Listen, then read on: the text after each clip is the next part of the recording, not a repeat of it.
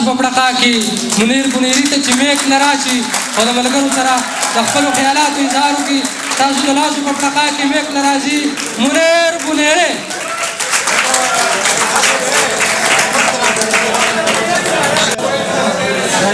آدم غنم جنت کې وخوړو دنیا ته راغی زه داسې څه دنیا کې وخورم چې جنت ته لاړ شم آدم غنم جنت کې وخوړو دنیا ته راغی زه داسې څه دنیا کې وخورم چې جنت ته لاړ شم یخې ټوپک را باندې بیا مه راخلصم شګورې هسې نه زه درپسې خپل زوړ جهالت ته لاړ شم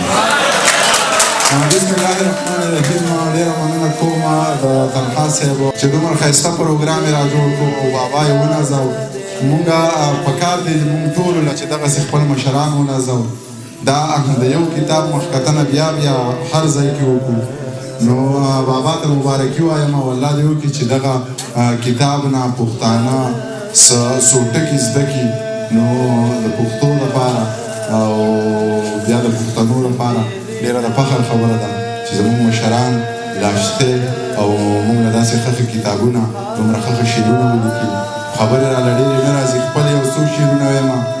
او بیا درته د شاهد علي شاعر یو څو شعرونه ویم ولې چې د دې استادانو له مخې چې خپل شعرونه ویم زما شعرونه دومره ښه نه دي نو که د بل چا شعر ویمه نو ښه به وي چې څه ته وویل ما نه ویایي څه ووایه خپل ویمه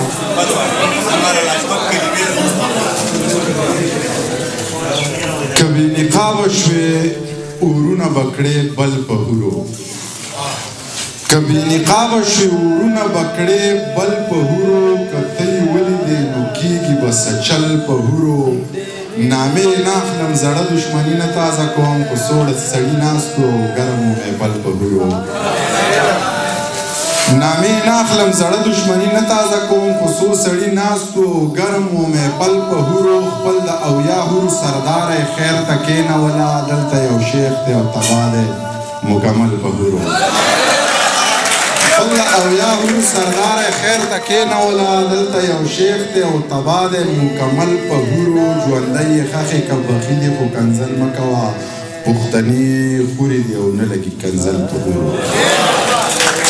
دغه یو څو شعرونه د شاهد علي ویمه درته په ترنم کې بیا به څه کومه نه مشران به واورو